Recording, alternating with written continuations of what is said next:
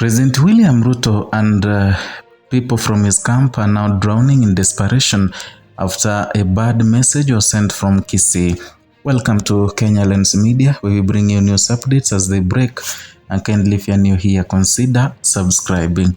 The high-profile opposition tour of the Kenya's Kisii region opened under a cloud of tension on Tuesday after rival youth groups clashed in parts of Kisii and Nyamira, disrupting what had been billed as a powerful show of unity against President William Ruto's administration.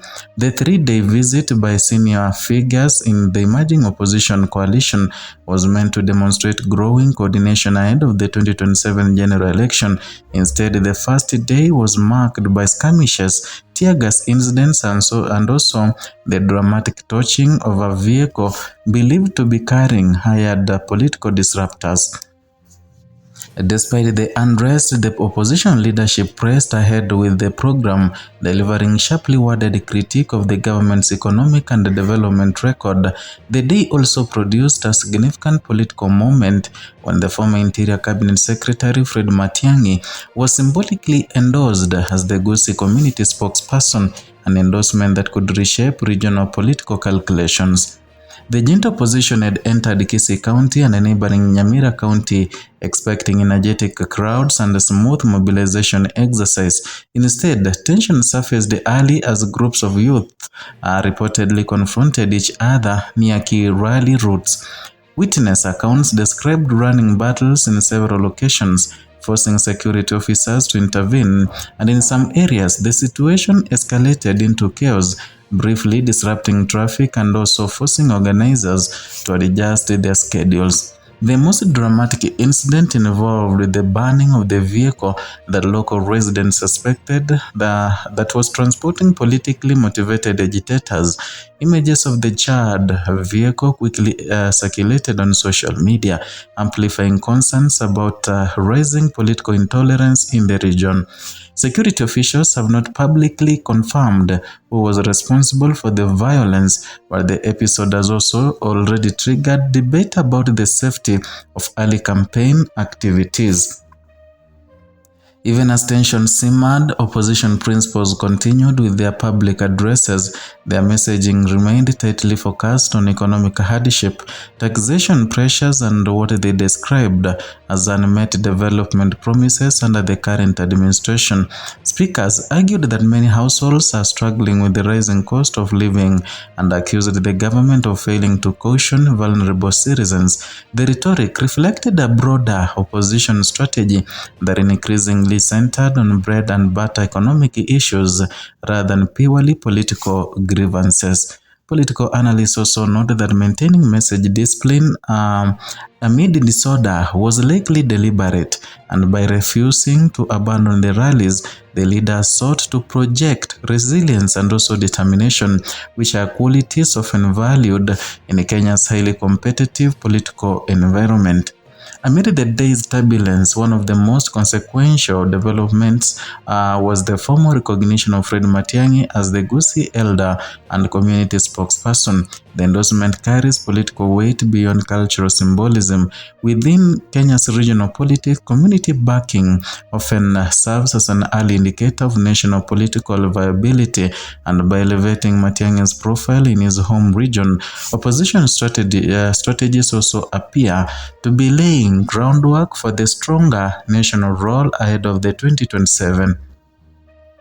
Observers say that the move could help consolidate the Kisii voting bloc, which has historically played a swing role in national elections, and it also positions Matiang'i as a potential bridge figure capable of appealing beyond his traditional support base. However, some analysts also caution that symbolic endorsements must be matched by sustained grassroots organization, and if they are to translate into electoral gains. The clashes witnessed during the tour reflect broader political tensions that have been building across parts of the country as early realignments take shape. The Kisii region has in the past experienced intense political competition, particularly during periods of national transition.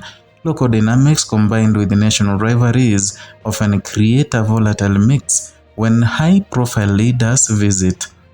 Security experts also say early campaign season violence typically emerges from combination of factors, including competition from local political influence, mobilization of rival youth groups, heightened economic frustrations, and also unresolved intra-party rivalries.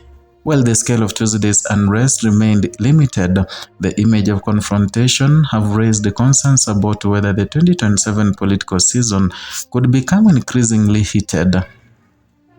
The opposition's extended presence in Kisii region is widely viewed as a calculated political investment rather than a routine courtesy call.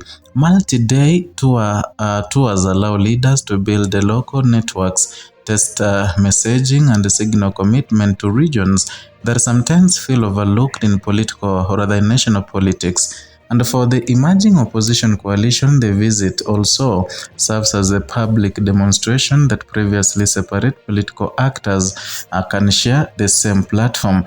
However, the opening day's turbulence underscores the risk of high-stakes political mobilization in already polarized environment.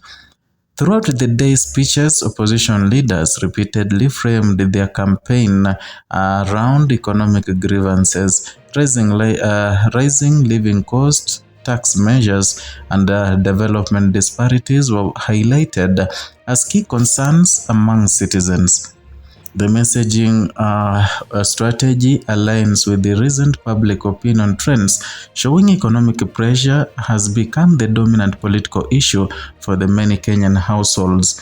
By focusing on the economic performance, the opposition appears to be preparing a referendum-style narrative ahead of the next election cycle, one that evaluates the administration primarily on livelihoods rather than political alliances. Whether this framing will gain nationwide traction remains uncertain, but early crowd reactions suggest that the message resonates with a segment of the public. The violence witnessed in Kisii and Nyamira may influence how both the opposition and security agencies manage future rallies. Historically, early campaign confrontations often prompt increased police presence and also subsequent political events. They can also trigger negotiations between rival political camps aimed at preventing escalation. And for the opposition coalition, maintaining momentum while avoiding further unrest will be a delicate balancing act. Sustaining instability could undermine the very unity message the leaders are attempting to project. Kenya's political history offers several examples of opposition tours that began with strong symbolism but were later complicated by internal divisions or security challenges.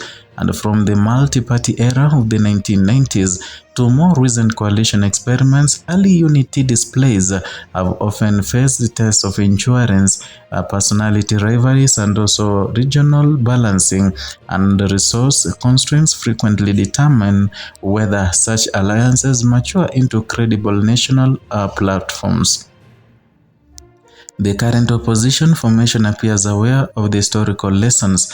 The decision to begin coordinated regional tours while ahead of the election cycle suggests a deliberate effort to avoid last-minute coalition building that has previously weakened opposition bids. The chaotic opening of the Kisii opposition tour highlights both the promise and the fragility of Kenya's emerging opposition realignment.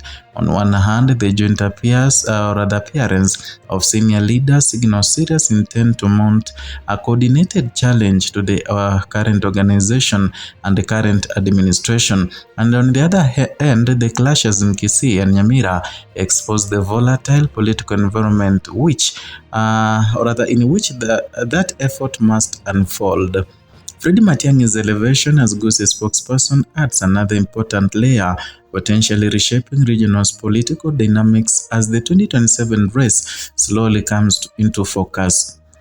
The events in the Kisii region offer an early stress test for the opposition's unity project, and if the coalition can maintain discipline, manage security risks, and convert regional enthusiasm into structured national support, it could significantly alter Kenya's political balance, and if not the same divisions and volatility seen on the tour's first day may foreshadow deeper fractures that could once again weaken the opposition at a decisive electoral moment. That is all for today from Kenya Lens Media and all that happened in Kisii region and the kind of message William Ruto and his minions have received from the entire Kisii region.